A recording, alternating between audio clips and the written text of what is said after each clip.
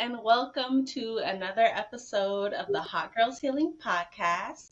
I'm your host, Salenna Green. I'm joined today by a comedian and somebody I went to college with, Armaan. Hello. Armaan, why don't you go ahead and introduce yourself to the people, and then we'll get into today's conversation around comedy. Awesome. Well, thank you for having me. My name is Armaan Singh. Like Selena said, I'm a comedian. I'm a poet, and that's kind of where my artistic journey started. Yeah, I'm based in Portland, and I've been in comedy for almost over a year now, and just really trying to find myself in that self expression of art, and very excited to be here and have an intentional conversation about how we can use comedy to heal and create laughter for our community. Yes. And I feel like, well, honestly, I say this with every episode, and it's always true because why else would I be talking about it? But this conversation is extremely relevant Yeah. to like what is going on in my life right now. Mhm. I love comedy. I've always loved laughter. I've always used it as a sense of coping for like not the greatest circumstances growing up. And then, ever since, just as a place where I can relieve stress and just have a good time. Mhm. But I'm finding the more like aware I am, and the more I'm growing and changing and maturing and being more unapologetically myself, it's just like I don't want to be in comedic spaces where I have to let so many things slide, like Yeah. I mean, I grew up in suburban America. I was likely as internalized as anybody else was growing up. But even then, I felt like comedians were doing a lot with their comedy, and by a lot, I mean a lot of pushing down and punching Mhm. down at people. And I used to mostly just notice it. Like, I've been black my whole life. So I definitely noticed a lot Mostly. of the racism back in the day. A lot of the misogynoir back in the day was easier to notice. A lot, no, honestly, all of it. The homophobia, everything was easier to notice. But as a kid, it was way easier to just laugh it off or to not notice or to make excuses for why it was okay or it's just a joke. And, you Mhm. know, being older, smarter, wiser, knowing the psychology behind jokes, like Yeah. all of that is a cop out. Yeah. Like, you really have to be responsible with the jokes that you tell because Yeah. whatever we're telling jokes about should be some shit that is funny. Like, you know what I mean? At the bottom line. When Yeah. you get to the bottom line of the subject matter, if that shit's not funny anymore, you Mhm. shouldn't be telling that joke. Yeah. 100%. Um, Another thing that I found in my comedic journey is my journey of appreciating comedy and being on the receiving end of like the show and just being able to laugh and enjoy it. um is that like it's evolving. Like, there's a lot of queer comedians and there's a lot of comedians who have marginalized identities, and the way that we're able to tell stories about subject matter that people used to act like you could only approach in a problematic way Mhm. shows that those people are just being problematic, because you can be funny and Mhm. talk about being queer or being black or Mhm. um whatever the marginalized identity is. You can talk about it in a way that is celebratory or honorific instead Yeah. of these ways that we see it done that are so lazy. 100%. Yep. You're right. Spot on. But anyway, that's my whole tangent. What brought you to comedy? I think it's similar to almost everything you said. I didn't really grow up watching comedy, and I mostly grew up in India. So um, there came a point where I needed an outlet to kind of like escape the pain and then the life that I was living through and the circumstances I was in, and comedy was just like this newly or continuing to like be like pop culture in a way, and just be really out there. And there were so many specials on Netflix, and I just kind of fell into um, this this journey of like just wanting to laugh, wanting to forget about my life and kind of like go on these very different voices and kind of learn as I am watching it. And then of course there came a point after a couple of years when everything was mundane, everything was the same that I was watching. It was mostly cishet men. And I realized that I never actually related to them. And it was just I used to laugh from a place of like total escape and not awareness. Um, and then yeah, it came to a point where I couldn't watch any. I literally was like, I don't know what to watch because yeah, you want to laugh, but you also want to have a like you want to relate to that person. Mm-hmm.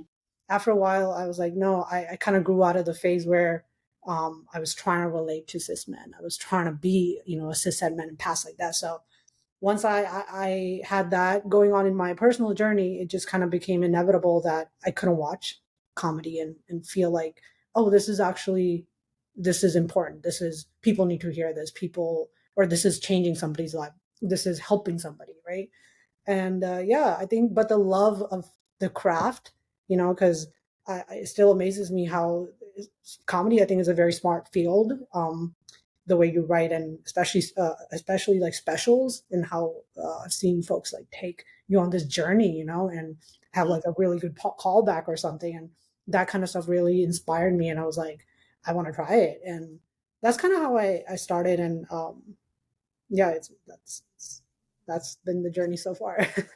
Mm, I love to hear it. What was your like take me through your first time on stage. Like what was it like? Were you one of those people who the first time you got up on stage you just thought it was going to be a breeze? Like I heard somebody was telling me that they, thought that try comedy, so they went up and just like went up to an open mic, nothing prepared, just thought that shoot from the hip and like got ate up by the crowd. Like Oh yeah, I think that's great. what was your first what was your first show like?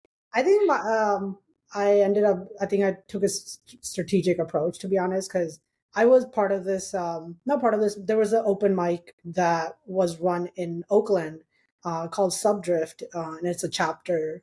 I don't know if they're still active, but it was an intentional space for queer and South Asian folks, particularly.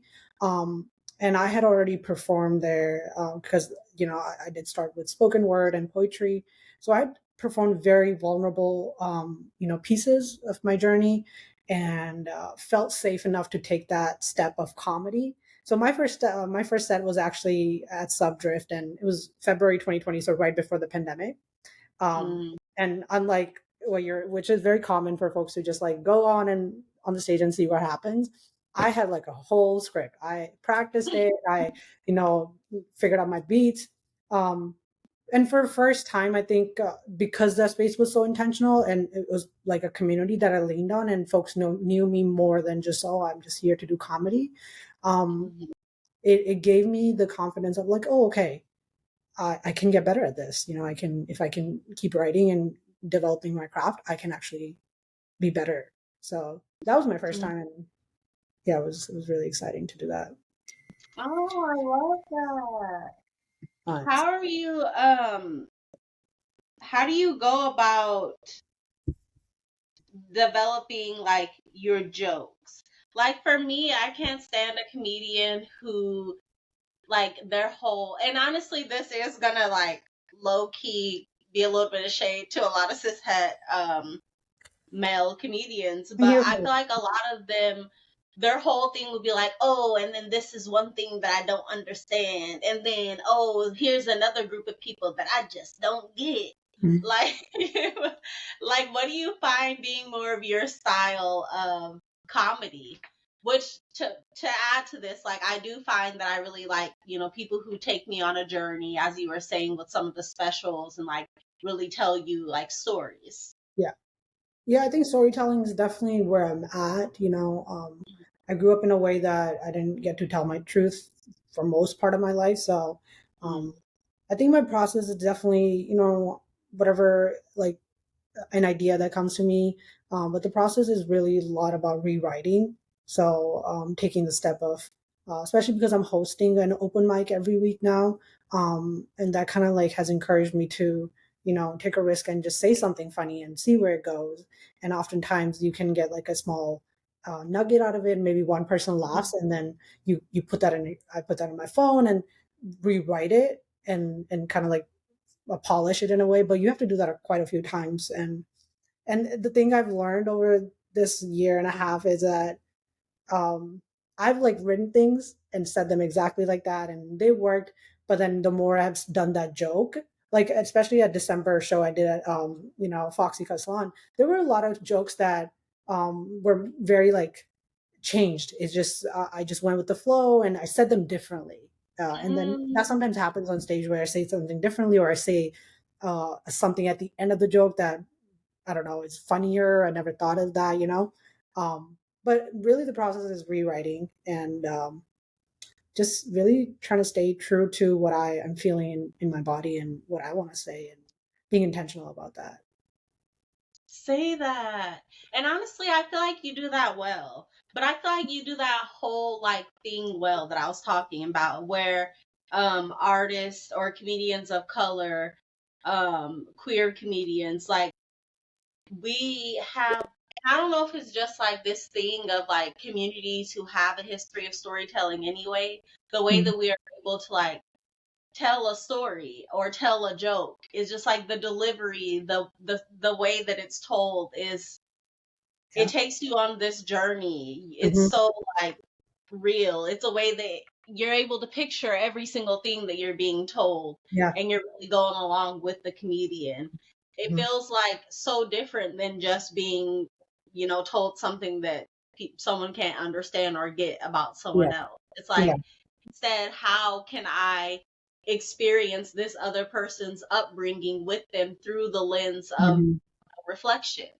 It's Yeah. a beautiful thing, and I really Yeah. love it. I loved hearing more about your upbringing and the jokes that you told. Like, were fucking hilarious. Like, I knew you were gonna be funny just because I remember like laughing with you just in casual conversation. Mm, thank you. Um, Appreciate that. but I was like, okay. I was like, I booked him. I booked. Yeah. But yeah, I love that storytelling aspect to comedy. I love the part of comedy that builds community, where you Mhm. really feel like you got to learn something about someone, or, experience a part of their culture with them. Yeah. That shit is meaningful. Yeah. And I think that is what I consider comedy, to be honest. That's my definition of comedy. Like storytelling, you like comedy is just an opportunity to look at your story or look at the world around you and be able to tell the harsh truth of what's happening or what's happened to you, but find a comic relief in it. And I think that that is what I consider comedy, and that's kind of the lane I'm in. Because then it's meaningful. Because what I've been through, I'm 100% sure other folks have been through or they're going through. So if I can tell my story and also provide the space to feel that, and then all like then also like make it a funny joke and allow folks to be know that two things can be true at the same time. Life is painful, and I found this way of finding joy in my journey, and I think that is the power of comedy. And I really want more comedians to use that and understand that comedy is a just being as an artist, like, your platform is so important, and it has a message, it's a purpose, and um, I want more folks to understand that responsibility. Ooh, that's so real, and it's so needed. Yeah. Honestly, the social part of it has been needed our whole life. Like, honestly, it's been a mess since 1993. But Yep. but I really feel that the older we get too, because obviously, peace to Sudan, peace to Congo, peace to Palestine. Shit's real out here. And it seems to only be getting realer. Yeah. So we really need to be able to have, outlets for joy, spaces for resistance, and spaces where joy and resistance can exist together, Yeah. because it's like really seeming like they're gonna have to. It's seeming Yeah. like Yeah. joy and resistance are gonna have to get to know each other real well. So it's definitely a place and an opportunity for power. Um, there's definitely some comedians that I've been listening to more lately that I feel like are bringing in a new wave of comedy that is more celebratory. It's more like this is what I understand instead of this is what I don't get, or this is how I've changed over time is also another comedic narrative that I really love to hear. Like I love to hear like you know how we all will like see our past social media posts or something Yeah, like that's the kind of comedy I love. Tell me about the dumb shit that you used to post and how cringy it is whenever you see it. yeah, Because exactly. that is relatable to my life. Mhm. Yeah, the evolution, being able to talk about your evolution and own Mhm. it. Yeah, I agree. 100%. Yeah, it's a healing journey. And I feel like laughing, being able to laugh at yourself is attached, like, being able to laugh at your healing journey is underneath that umbrella of being able to laugh at yourself. Because as we heal, we look back, we see the mistakes that we made in the past. Yeah. We cringe a little bit, okay? But we also have compassion for that person that Yeah, we used to be. yeah, 100%. I agree. I love it. So, what's the comedy scene been like for you? As a comedian, what are the other comedians like? As someone who performs in multiple cities, what are the crowds like? Oh, that's a really great question.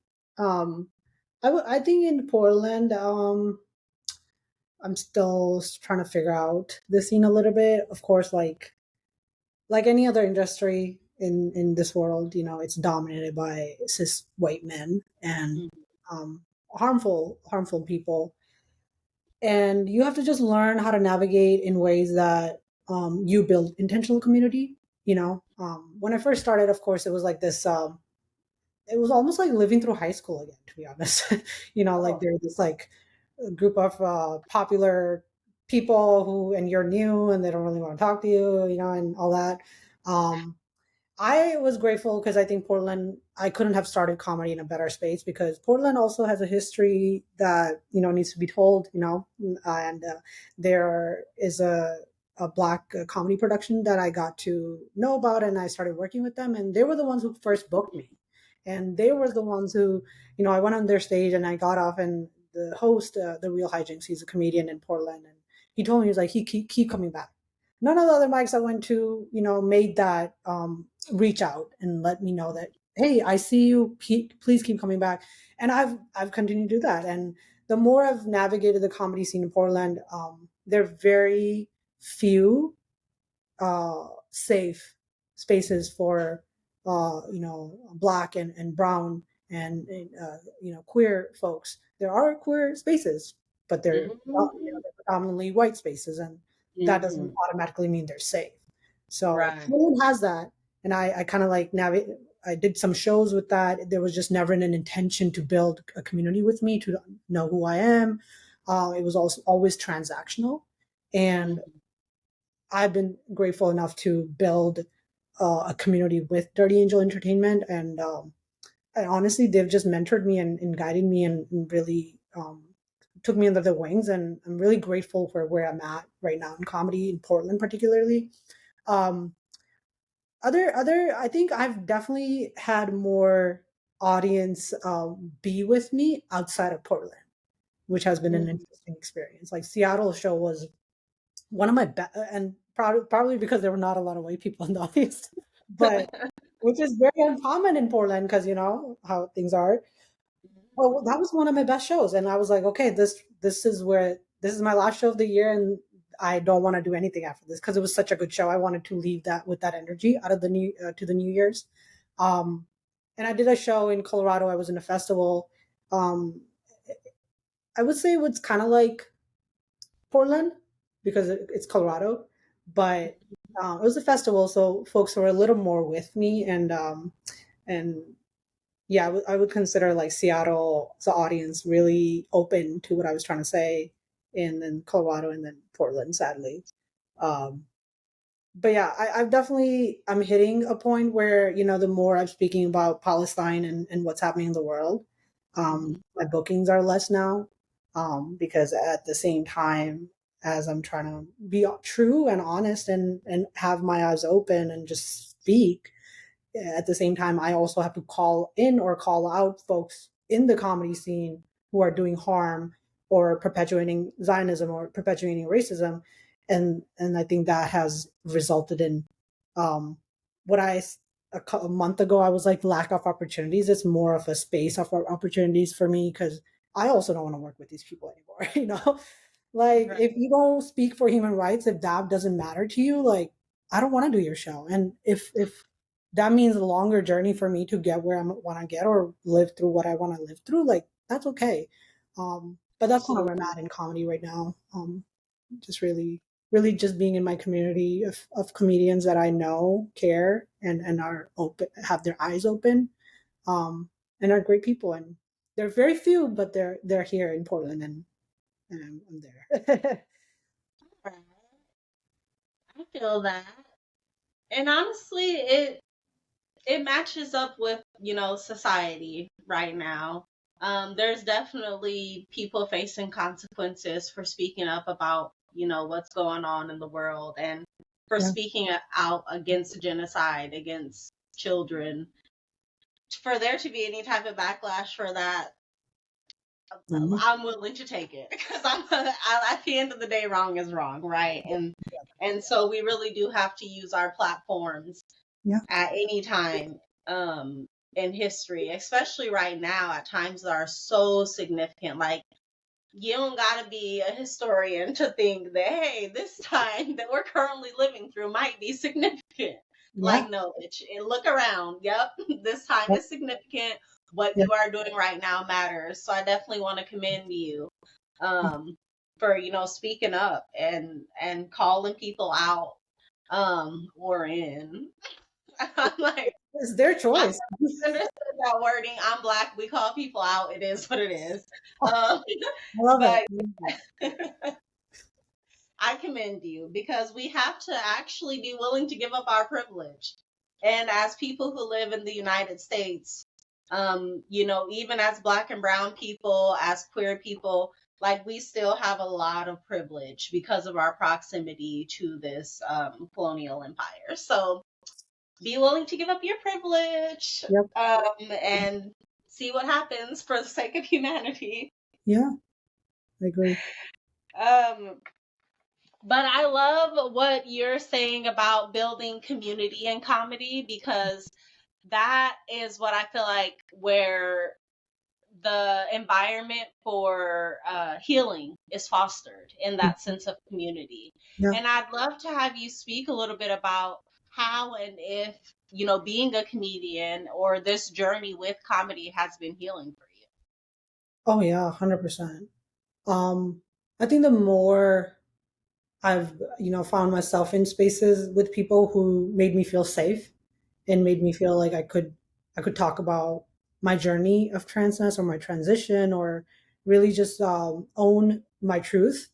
Um, it's honestly changed my life. Like there has been moments where I've said, like I've riffed on stage about things I thought I would never say publicly because there was so much shame that was instilled in me from like, just my journey of being a survivor, but also being trans and owning that truth and owning my body and the embodiment. And I've surprised myself because the more I've said those things and more I've been able to see myself in my whole truth. And that kind of goes back to what I was saying, that it's helped me have this moment of like clarity that, oh, I don't want to be a cishet man because I'm not. And that is actually a gift because that means my voice is different and my jokes will be different. Mm, And that is what has come from comedy. Because when you write spoken word, you do poetry, there's a very intentional like topic, you do it, you come back. With comedy, there's so much engagement with audience, right? Like I've said things and I've engaged, being a survivor, I've said stuff on stage that I've been through this, and I see people's faces, like people, their expressions and their engagement with my story. And I would say it's helped me, the healing aspect, it's helped me get rid of a lot of shame. Of course, I'm on a journey and it's always never linear, right? But it's helped me shed a lot of layers that did not belong to me. And it's been phenomenal, to be honest. Yeah. So mm. grateful. Ooh, I love to hear it. Especially what you're saying about like releasing shame. Like, Yeah, ooh, yeah. I yeah. personally like don't even believe in shame, but Love it. I love but it. that is because of the healing that I've had to do around shame for my own body. Like Yeah. I grew up experiencing a lot of shame for my body, feeling like the way that my body looked was somehow doing something, Mm, or like I don't know. I genuinely don't even know what it was. I just knew that my body was bad and it was making people feel bad things and do yeah. bad things. Yeah. And so healing my own trauma around that, reclaiming my body, um, and specifically my nude body as inherently non-sexual was really important to me. And my own healing and my own relationship with shame. So yeah, that is huge, and I love to hear it. I'm so happy to hear it. And I hope that it's a journey that other people can relate to as far as it comes to shedding the weight of that shame Yeah. and releasing that into the universe and blossoming from there. Mm-hmm. Yeah. I that's who I want that for everybody. Me too. Me too. All my people. Yes, free all my people. All my None of people. us are free until all of us are free. That is true. Yep. So, yes, on that note, is there anything that we haven't said about your comedic journey, Ooh, or the healing that comes from comedy that you feel like you still want to say? I think we covered a lot. That was a great conversation. That was a great reflection point. Um, Yeah. I do want to say that I know it's hard to as somebody who loves comedy to watch, or if you love to watch or love to perform. I know it's hard to be in comedic spaces because I go to a lot of open mics, and I want to like validate that, and I want to encourage folks to find comedians and artists who are intentional about not letting things slide, or are intentional about not punching down, because to us, like as comedians, like audience is makes up 90% of what we do, right? So I also want to have an intentional audience, like the Mm. audience at Foxy Cut Salon, like they were the best audience, like period. Like so, and I want more folks like that to keep finding folks like me or other comedians who are trying to do the right thing and trying to just like build the spaces of where you hear so many people laugh, especially with people with melanin, because we need that so much. So I just want to encourage that. I hope this new wave of comedians and in the scene um, can reconnect us to the love of comedy in a way that doesn't harm. That's so, again, real. Because, like, for me, the last time I went out to a show, which was not that long ago, again, I like comedy. I was borderline about to boo one of the one of the openers. Like Really? I was already stone faced. Okay, like I can only be so stone faced and quiet in the audience before I feel like the comedian should be reading like, hey, maybe this isn't the crowd for my misogynistic, homophobic jokes, right? At Mhm. what point am I allowed to start booing before I'm the bad guy? Uh, Like, is there a part that I would be the bad guy for booing? I swear, my hands was going up. I was about, and then his set was over, and I was like, he better not have nothing else to say. yeah, I was so used to booing. I would. Boo! Yep, I would be with you. There's yeah, that Like, boo more homophobic comedians. I think is I gonna be agree. one of my 2024 and on resolutions. Yeah, yeah. Because as an audience member, you're paying to be there. You're paying for drinks or whatever, right?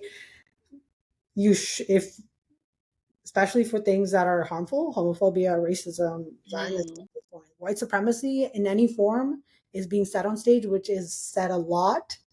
I feel as an audience member, you have the right to boo and let the comic know that this is very outdated shit, and you should probably work on it. Um, but that's just my take. That's probably No, biased. I'm not gonna say homophobic shit on stage, but as my colleagues, Oh, I'm like, they don't give us comment cards to fill out. So like maybe I could just be like, nah, that ain't it. Like what if they need to know? Cut that shit out. I 100% agree because there's like any other, in like our society, there's a big lack of accountability in comedy. Mm-hmm. So, if audiences are feeling that this person is what they're saying is harmful, I believe that, yeah. And I say that because maybe I'm in more spaces like Dirty Angel Entertainment, for example. They at the very top of their open mics or shows, or well, they don't book anybody who's going to say stupid shit. But at their open mics, at the very one of the rules is this is a safe space. You're not going to punch down. You're going to stay in your lane. That is what they call it. But other mics Mm-hmm. that like you're saying, you went to this mic, that is such a believable thing. So I think the audience members should and advocate for their safety, because accountability is slim pickles at this point.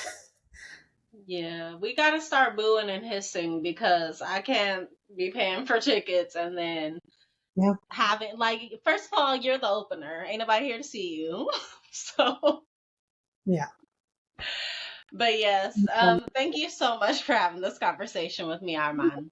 Thank you for having me this and creating this intentional and nice space. I appreciate that.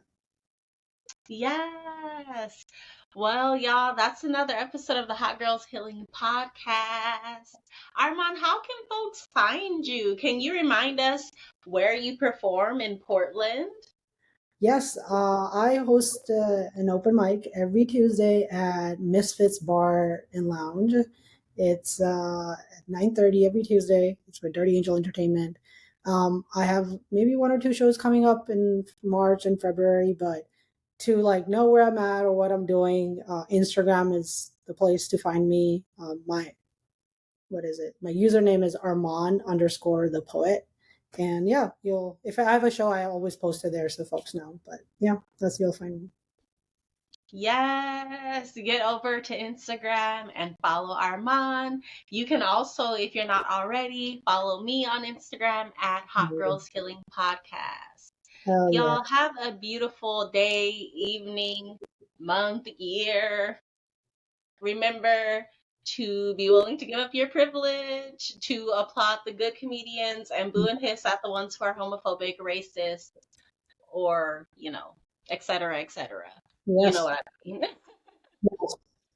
All right, y'all. Thanks for coming. Thanks for listening. I'll see you next time. Bye. Okay, so I'll stop the recording real quick. Cool. And then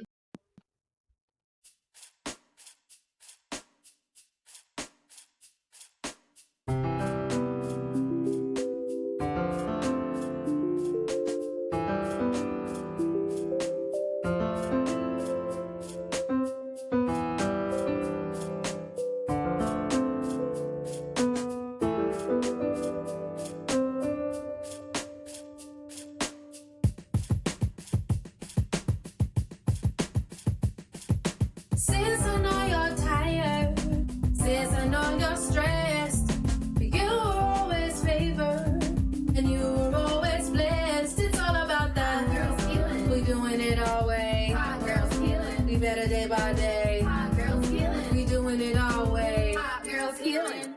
And it goes on and on. And when it all goes wrong, we'll celebrate so nothing's gonna hold us down. And it goes on and on. The healing takes long, but we are proud and strong. Nothing's gonna hold us down.